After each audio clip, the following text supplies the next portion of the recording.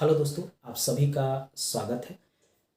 66वीं BPSC के लिए संथाल और मुंडा विद्रोह इस बार इम्पोर्टेंट है, क्योंकि आदिवासी से कोई भी प्रश्न जो है 65वीं बीपीएससी में नहीं पूछा गया है। तो हो ना हो कि संथाल या मुंडा विद्रोह से 66वीं बीपीएससी में प्रश्न पूछा जाए। ठीक है, प्रश्न है बिहार में संथाल विद्रोह के कारण और परिणामों की विवेचना करना। कारण और परिणाम ये चीज़ पूछा है, कारण और परिणाम पूछा है प्रश्न में, तो हमको कारण और परिणाम के बारे में डिटेल से बताना पड़ेगा। ठीक है, तो सबसे पहले तो हम इसकी भूमिका को लिखेंगे। भूमिका में लिखेंगे कि प्लासी की लड़ाई के पश्चात अंग्रेजों ने शस्त्र संघर्ष वनवासियों अथवा जनजातियों के साथ किया था। सशस्त्र संघर्ष का अर्थ है कि प्लासी का लड़ाई हुआ, उसके बाद बक्सर का लड़ाई हुआ, शाह आलम द्वितीय हार गए, उसके बाद जो है बिहार और बंगाल के दीवानी दे दिए, और वो जो क्षेत्र था उसी में जो है आदिवासी इनको मिले। अब जो है ये सोचे कि आम लोग से तो हम कर वसूले रहे थे, अब आदिवासी जो जंगल से फल फूल या लकड़ी उपयोग करते हैं या झूम कृषि के तहत जो खेती जो बनाए हुए हैं, ज़मीन को बंजर ज़मीन को साफ करके खेती के लिए, उसको भी क्यों ना हम हथियार लें और उसमें से भी हम कर काहे न वसूल लें। यही सब कारण जो है संघर्ष जो है अंग्रेजों और आदिवासियों के बीच में, खासकर संथालों के साथ इनका ब्रिटिश का शुरू हो गया।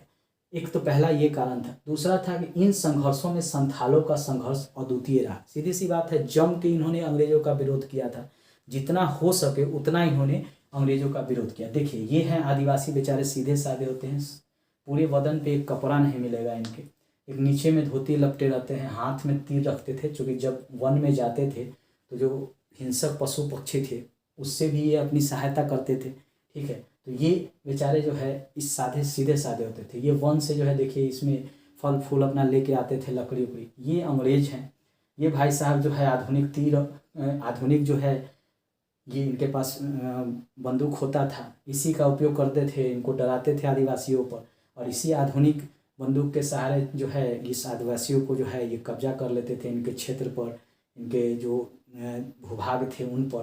तो ये देखिए कितना ये गुस्से में बेचारे, इसीलिए इनका चित्र बनाए हुए हैं।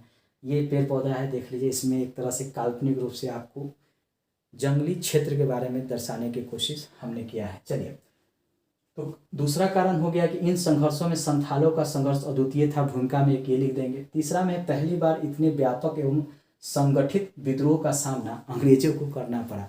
अंग्रेज इनको बड़ी सीधे साधे समझ रहे थे, सोचे थे कि जो मन करेगा करेंगे, क्या कर लेंगे मेरे, लेकिन ऐसा हुआ नहीं। ये भी भले ही इनके पास तीर था, धनुष था, बंदूक था, लेकिन दिल से जो थे ये बहुत मजबूत थे। बंदूक इनके पास होता नहीं था, इनके पास वही तीर था, धनुष था, तलवार था, फरसा था, इसी से ये युद्ध लड़ते थे, लेकिन अंदर से एकदम सख्त होते थे। कोई इनका विरोध अगर कर ले, इनकी बहू बेटी को छेड़ दे या इनकी भूमि पर कब्जा करने आते थे, तो एकदम तीर लेके धनुष लेके तैयार हो जाते थे अपनी रक्षा के लिए। आज भी गांव में जाइएगा, थोड़ा भी कुछ कीजिएगा तो एकदम पूरे गांव के लोग तैयार हो जाते हैं युद्ध करने के लिए। आज भी गांव में एकता देखने को मिलेगा, शहर में आपको नहीं देखने को मिलेगा। तो ये चीज़ आज भी है वर्तमान में, उस समय तो रहेगा ही। ये सब भूमिका में हम बता देंगे। अब फिर कुछ कारण भी बताएंगे, क्योंकि सीधे तो विद्रोह शुरू नहीं हो जाता है ना। अब ऐसा तो थोड़ी नहीं है कि आदिवासियों का दिमाग जो है सटक गया, दिमाग खराब हो गया, वो चल दिया कि भैया हमको जो है ना ब्रिटिश को भगाना है, चलो चलो चलो चलो चलो चलो, ऐसा तो था नहीं। पहले तो कुछ ना कुछ आर्थिक कारण बताइएगा ना। तो पहला आर्थिक कारण ही कारण था इस विद्रोह का। ठीक है, तो आर्थिक कारण सबसे पहले हम लेंगे। ठीक है, तो आर्थिक कारण में आदिवासियों ने बंजर भूमि के उपजाऊ एवं कृषि योग बनाया था, जिसको झूम कृषि कहते थे। झूम कृषि ज्योग्राफी में पढ़े हैं ना, कि जो बंजर भूमि होता था, झूम कृषि का अर्थ होता था कि मान लीजिए जंगली भूमि है तो उसको साफ करके वहाँ पे कृषि किया जाता था, और फिर 1-2 साल बाद जो है उसको छोड़ दिया जाता था, फिर जंगल की दूसरी भूमि को साफ किया जाता था, उस पर कृषि किया जाता था, उसको कहते हैं झूम कृषि। तो ये लोग बेचारे, अब उस समय खाद बीज आधुनिक तो था नहीं उस समय, खाद डालेंगे, बीज डालेंगे, एक ही खेत में जो है बार बार फसल उपजा रहे हैं, था नहीं। तो ये आदिवासी क्या करते थे, इतना दूर जमीन जंगल का साफ कर दिए, ये जैसे ये जंगल है तो इतना दूर साफ कर दिए, यहाँ पे कृषि कर लिए, फिर इतना दूर पेड़ पौधा साफ कर, फिर यहाँ पे कर लिए, झूम कृषि करते थे। परहा पंचायत द्वारा इनका शासन होता था, गांव में एक प्रमुख होता था, और वही जो है पूरे जो है शासन व्यवस्था को देखता था, उसी के नेतृत्व में जो है इन पर शासन होता था। तो इसको कहते हैं परहा पंचायत। लगान की सरदार द्वारा एकत्रित किया था, एक व्यक्ति था जो पूरे गांव का लगान वसूल के ब्रिटिश को भेजता था, ब्रिटिश शासन को। तो यही कहते थे कि एक सरदार था, वो राजकोष में जमा करता था। 1790 में कॉर्नवालिस द्वारा नई व्यवस्था लागू कर दिया गया। पता ही है, जमींदारी, रैयतवारी, महलवारी, यही सिरदर्द संथालों के लिए भी हो गया। क्योंकि नई व्यवस्था में क्या हुआ कि जो पहले कर 1 आना देते थे, अब 3 आना देना पड़ा, मतलब तिगुना कर दिया गया कर को। अब इससे जो है आदिवासी एकदम परेशान हो गए। अब क्या करें भाई, पहले तो हम कर वसूल करके कर देते ही थे इनको थोड़ा बहुत, ठीक है, जो हमारे पास आय होता था। अब ये कह रहे हैं कि 3 गुना दो, कहाँ से देंगे हम, 3 गुना कर दिया। दूसरा था कि न देने पर क्या करता था कि इनके ज़मीनें को जब्त कर लेता था। अब ज़मीन कैसे जब्त होता था, तो लगान न देने पर क्या होता था कि ज़मीन इनकी जब्त करने की शुरुआत की गई थी ब्रिटिश के द्वारा। होता था कि ज़मीन जब जब्त करने की बात होती थी तो ये महाजन और साहूकार के पास ये बेचारे आदिवासी जाते थे, यानी संथाल, कहते थे कि थोड़ा सा पैसा दे दीजिए ताकि जो है हम उसे ब्रिटिश का लगान चुका दे, और बाद में जो कृषि में होगा तो हम आपको दे देंगे। आज भी किसानों की दयनीय ही स्थिति है, कर्ज लेके बैंक से बेचारे जो है कृषि करते हैं, जब बाढ़ आ जाए, सूखा आ जाए तो फिर कर्ज नहीं चुकाते हैं, बाद में आत्महत्या करना पड़ जाता है किसानों को। उस समय भी ये आदिवासी थे, बड़ी मजबूर थे, तो ये चले जाते थे साहूकार और महाजन के पास। ये लोग उस समय तो कर्ज दे देते थे, बाद में जब ये नहीं चुकाते थे, फसल नहीं होता था या कहीं से भी इनके पास नहीं होता था, तो इनके बहू बेटियों के साथ जो है अपमान करने लगते थे। मतलब इनके साथ जो है बहुत प्रताड़ना करते थे, इनको मारते थे, पीटते थे, जेल भिजवा देते थे किसी कारण से फंसा के। और इसमें होता था कि न तो इनको पुलिस वाले सहायता करते थे और न क्या करते थे कि ये सहायता करते थे, न ही न्यायालय सहायता करता था। इससे ये हो गए थे परेशान। ये भी क्या करते थे, साहूकार और महाजनों की ही सहायता करते थे, पुलिस और न्यायालय। इससे संथाल और भी परेशान हो गए थे, उनको समझ में ही नहीं आ रहा था कि उनकी समस्या का समाधान क्या हो। भागलपुर और वर्धमान रेल मार्ग का निर्माण शुरू हो गया। हुआ यूँ कि देखिए, अंग्रेज बहुत चालाक थे, उनको चाहिए था कच्चा माल। चूँकि इंग्लैंड में जो है आधुनिक तरह से जो है तैयार होने लगा था माल, तो यहाँ से क्या करते थे, कच्चा माल भारत से ले जाते थे और ब्रिटेन में ही तैयार करते थे और वहाँ से तैयार माल इंडिया में ले आके बेचते थे। तो इसके लिए था कि भाई रेल का विकास हो, ताकि जो है उस क्षेत्र में, ताकि जो वहाँ से जो कच्चा माल है बहुत द्रुत गति से जो है वहाँ तो ब्रिटेन पहुँचाया जाए, रेल के द्वारा समुद्र के किनारे या समुद्र से पनिया जहाज के द्वारा ब्रिटेन। इसलिए ये रेल का निर्माण कर रहे थे। दूसरा था कि मान लीजिए कि विद्रोह हो रहा है, तो उनको भारी संख्या में अगर सैनिकों को पहुंचाना होगा तो किसका उपयोग करेंगे। उस समय तो रेलवे ही था, वायुसेना तो था नहीं। उस समय वायुसेना था लेकिन उतना द्रुतगामी था नहीं कि एक बार में 5,000 या 6,000 जो है सैनिकों को उस क्षेत्र में पहुंचा दे। उस समय रेलवे था कि उसी में भर के जो है एक बार में 500,000 आदमी को पहुंचा दिया जाता था। तो रेल का विकास करना जरूरी था। ब्रिटिश यही चालाकी में रेल का विकास कर रहे थे। और उसमें क्या होता था कि ये भोले भाले जो ये आदिवासी थे इनको पकड़ लेते थे या ले जाते थे, कहते थे चल पटरी बिछा, चल यहाँ पे लाइन क्लियर करने के लिए ज़मीन को, और दिन भर खटवाते थे और बिगाड़ भी नहीं देते थे। जो पैसा उनको देना चाहिए, मान लिया आपने किसी से दिन भर काम करा तो पैसा दीजिएगा ना, ये वो भी नहीं करते थे। तो ये भी एक कारण बन गया था इनके विद्रोह का। सामाजिक कारण में क्या हुआ कि कुछ ईसाई मशीनरी, ईसाई जो धर्मगुरु थे वो जाते थे आदिवासी के क्षेत्र में, कहते थे कि भाई तुम अपना धर्म परिवर्तन कर लो, मेरे धर्म में इतने अच्छे अच्छे चीज़ है, तुम्हारे धर्म में कुछ नहीं है, तुम्हारे धर्म में देखो तुम लोग कितने गरीब हो, ईसाई धर्म अपना लो, हम तुम्हारी सहायता करेंगे, तुम अमीर हो जाओगे, ये प्रलोभन देते थे। दूसरा कारण था कि मान लीजिए 2 भाइयों के बीच युद्ध हुआ या 2 सगे संबंधियों के बीच युद्ध हुआ, तो एक को कहते थे कि तुम ईसाई बन जाओ। अब वो ईसाई बन जाता था तो पुलिस भी उसकी सहायता करती, ब्रिटिश पुलिस भी, न्यायालय भी सहायता करता। जो ईसाई नहीं बनता था उसके विरुद्ध जो है कई तरह की कार्रवाई होती थी। धर्म परिवर्तन में 2 तरह के ट्रिक अपनाए थे ये लोग, ब्रिटिश लोग, आपको हिस्ट्री में ये मिलेगा, ठीक है। राजनीतिक कारण में थे, संथालों का शासन पढ़ा पंचायत द्वारा शासित होता था। पहले ही बताया कि यहाँ पे पढ़ा पंचायत द्वारा इनका पंचायत व्यवस्था था, उसी से इनका प्रशासन होता था। अब उसमें भी हस्तक्षेप होने लगा। कहा गया कि भैया हम कानून बनाए हैं, कानवाली साहब ने कहा कि हम कानून बनाए हैं, उसी कानून पे तुमको जो है चलना होगा आदिवासियों, संथालो, अगर तुम नहीं मानोगे तो फिर तुमको हम जेल भेज देंगे। इसलिए भी परेशान हो गए। उनका जो पढ़ा जो पंचायत था उसमें भी हस्तक्षेप होने लगा। तत्कालीन कारण क्या हो गया, ये सब तो कारण था ही, अब तत्कालीन कारण क्या हो गया कि संथाल विद्रोह का तत्कालीन कारण हो गया कि दरोगा जी की हत्या हो गई। हुआ क्या कि मामूली चोरों के मामले में संथालों को गिरफ्तार कर जेल भेज दिया गया। अब ये संथाल है बेचारे, दरोगा साहब से थोड़ा मुँहा ठुट्ठी हुआ, मतलब थोड़ा बहुत बाता बाती हुआ। अभी दरोगा साहब इनके ऊपर एगो केस दर्ज कर दिए गलत, ठीक है। और उसके बाद इसको उठा के जेल में डाल दिए। अब बेचारे की कोई गलती नहीं है, मान लीजिए किसी बात को लेकर इसने इनको कहा दरोगा साहब को कि भैया जो है ये गलत हो रहा है, इसके बारे में थोड़ा सा कीजिए। ये साहब कहे कि अरे हमसे मुँह लगाता, हमसे मुँह लगाता, हमसे आया है कहने के लिए। अब ये क्या कि दरोगा साहब झूठा केस इन पर लगा दिए, संथालों पर उठा के जेल में डाल दिए। और जेल में डाल दिए तो संथाल लोग हो गए गुस्सा, चूँकि आदिवासी सीधे साधे होते हैं, तुरंत हो गए गुस्सा आ गए। उन्होंने क्या किया कि दरोगा साहब की कर दी हत्या। ये तिरवा से जो है सीधे इनके पेट में घोंप दिए, हो गया इनकी हत्या। अब हत्या हो गया तो धरपकड़ संथालों का तेज हो गया पुलिस वालों के द्वारा कि भाई इस दरोगा हत्याकांड में कौन कौन शामिल था। और बहुत सारे जो संथाल आदिवासी थे जो उसमें शामिल भी नहीं थे, उनको भी पकड़ पकड़ के जेल में डालने लगा।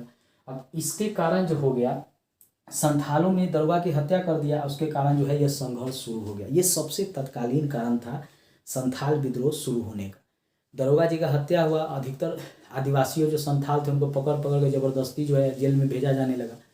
अब संथाल सब सोचे कि भैया इस तरह तो चलेगा तो हम सब संथालियों को ही जेल में डाल देंगे, तो क्यों ना अपनी जो है इज्जत के लिए जो है संघर्ष किया जाए। तो अब संघर्ष हो गया। अब संघर्ष शुरू होगा तो कुछ नेतृत्व करने वाले भी तो होंगे, तो नेतृत्व करने के लिए कुछ योजना बनाया गया। हुआ यूँ कि आरंभिक विस्तार एवं किया गया। क्या हुआ कि 30 जून 1855 को भगनीडीह में 400 गांव से 6000 लोग एकत्रित हुए और उन्होंने कहा कि हम जो है इन ब्रिटिश को भगाने के लिए विद्रोह करेंगे, हम इन महाजनों के लिए, इन साहूकारों को भगाने के लिए विद्रोह करेंगे। अब विद्रोह का यहाँ बिगुल फूट गया। अब जो है बाहरी लोगों को भगाना था, पहला इनका लक्ष्य था। जो भी संथाल क्षेत्र में बाहर से, भारत से के अन्य क्षेत्रों से आके ये साहूकार और महाजन बस गए थे, इनको भगाना था। साथ साथ अंग्रेजों को भी भगाना था। दो इनका उद्देश्य था। एक तो ये अंग्रेज से लड़िए रहे थे, एक स्थानीय जो बाहर से जो लोग आए थे उनसे भी इनका लड़ाई शुरू हो गया, ठीक है। अब कोई नेतृत्व करने वाला रहेगा ना, मान लीजिए आपको किसी से लड़ना है तो कोई नेतृत्व करने वाला, बताने वाला लड़ना रहेगा ना कि ऐसे ऐसे ऐसे ऐसे हमको युद्ध करना है, कि सीधे तीर कमान ले गए चल जाइएगा लड़ने के लिए तो उससे युद्ध जीतिएगा। तो उसके लिए नेतृत्व करने के लिए सिद्धू, कन्हू, चांद और भैरव, ये 4 भाई थे। इनको जो है नेतृत्व का दामन दिया गया। इनको कहा गया कि भाई आप नेतृत्व कीजिए, हम आपके पीछे पीछे जो है चलेंगे। चूँकि ये नेतृत्व करने वाले थे, ये लोग इनके साथ जो है पीछे पीछे चलने वाले थे। तीर धनुष के साथ जो है ये हमला करते थे।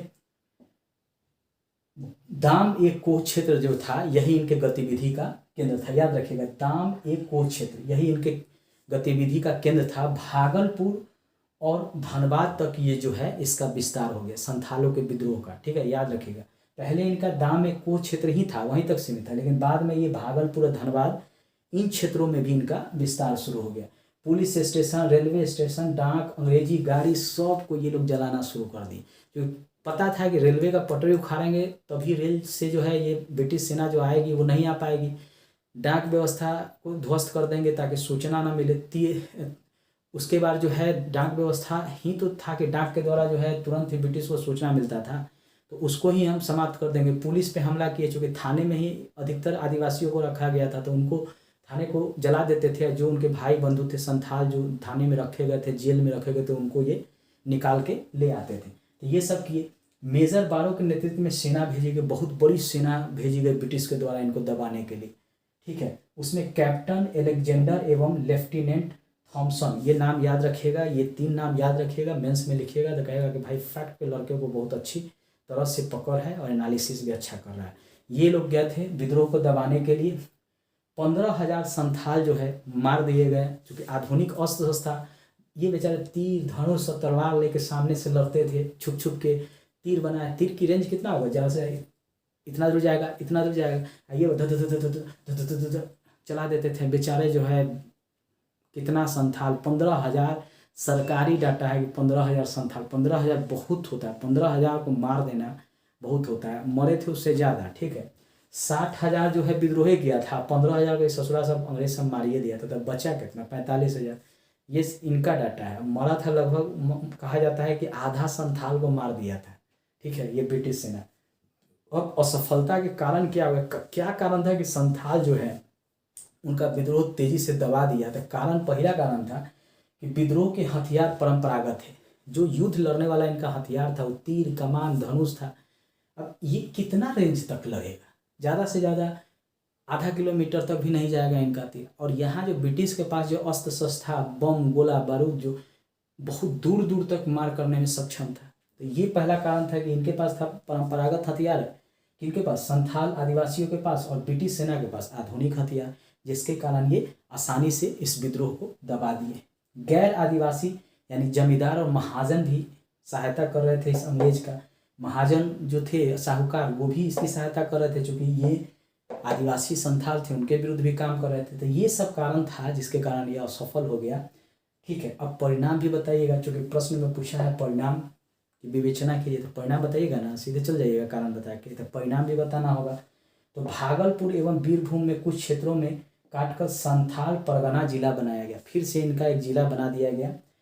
नॉन रेगुलेटिंग लागू किया गया, समान कानून यहाँ पे लागू नहीं किया गया, विशेष कानून इनके लिए रखा गया। जैसे अभी भी जो हमारा जो संविधान है उसमें SC ST के लिए विशेष कानून का प्रावधान है ना भाई, OBC SC ST के लिए विशेष कानून है। तो उस समय भी अंग्रेज जो है इनके लिए व्यवस्था कर दिया।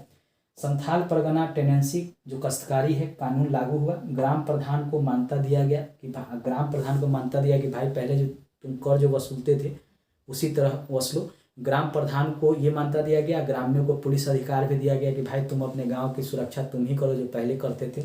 उसके अलावा माझी व्यवस्था जो पहले इनका लागू था, पहले बताए थे ना पढ़ा पंचायत के द्वारा इनका प्रशासन होता था। अभी भी गांव में पंचायत जो है प्रशासन करती है, कुछ कुछ काम करती है। ठीक है, तो वो भी इनको दे दिया गया कि भाई देखो पहले जो तुम्हारी जो व्यवस्था है उसी तरह तुम करो, अब शांत रहो। ठीक है, तो ब्रिटिश भी बहुत परेशान हो गए थे। अब इसका महत्व भी होगा, अब परिणाम तो बता दिए तो महत्व भी होगा ना भाई। तो महत्व क्या था कि राष्ट्रीय आंदोलन के विकास पर इसका प्रभाव पड़बे करेगा। वीरता एवं साहस का प्रदर्शन, आगे जुल्म के विरुद्ध विद्रोह। बहुत सारे जो है आदिवासी जो है अपने अधिकारों के लिए बाद में विद्रोह किए हैं, जैसे मुंडा आंदोलन हुआ, उराव हुआ, बहुत सारे विद्रोह हैं, PT में आप लोग पढ़े ही होंगे। सब जो है इसके बाद जो है और तेज पकड़ लिया। सब आदिवासी जो है अपने अधिकार के लिए अब खड़े हो जाते थे। ठीक है, पहले जो था अंग्रेज के सामने सब लोग ऐसे चलता था, धीरे धीरे जैसे ही उनको थोड़ा सा ज्ञान हुआ तो एकदम टाइट होकर अपने अधिकार की मांग करते थे। ठीक है, कार्ल मार्क्स ने भी अपने पुस्तक में संथाल विद्रोह के बारे में कहा कि ये प्रथम जन क्रांति है, और इनका पुस्तक था the notes of Indian history. इसको याद रखिएगा, एग्जाम हॉल में इसको लिख दीजिएगा तो बहुत अच्छा नंबर आपको मिलेगा। ठीक है, 1850 में चीन में ताडपिंग विद्रोह से भी इसकी तुलना की गई थी। रविन्द्रनाथ टैगोर ने भी अपने पुस्तक में इसके बारे में जो है जानकारी दिया है। अब ये सब हो गया तो समीक्षा और निष्कर्ष भी दीजिएगा। तो समीक्षा में क्या है, यह सफल विद्रोह था, जनमानस को प्रभावित किया, दायरा संकुचित था, फिर भी जो है प्रभाव जनमानस पे इसका पड़ा था। कई दृष्टिकोण से जनजातीय आंदोलन के विकास धारा में निर्णायक मोड़ साबित हो गया। दोस्तों यह छोटा सा प्रयास था आपको समझाने का कि आपको मेंस में किस तरह प्रश्नों का उत्तर लिखना है। अगर मेरा प्रयास अच्छा लगे तो मेरे चैनल को सब्सक्राइब कर लीजिएगा, दोस्तों को भी शेयर कीजिएगा। फेसबुक, व्हाट्सअप, इंस्टाग्राम पे इसको ज़रूर शेयर कीजिएगा और ज़्यादा से ज़्यादा इस वीडियो को देखिए। ठीक है, फैक्ट है उसको किस तरह एनालिसिस करना है, एग्जाम में जिस तरह प्रश्न पूछा जाएगा उसके अनुसार इसको जो है एक बार आप देखिएगा, जरूर देखेंगे तो थोड़ा बहुत मेंस लिखना जरूर आ जाएगा। धन्यवाद दोस्तों।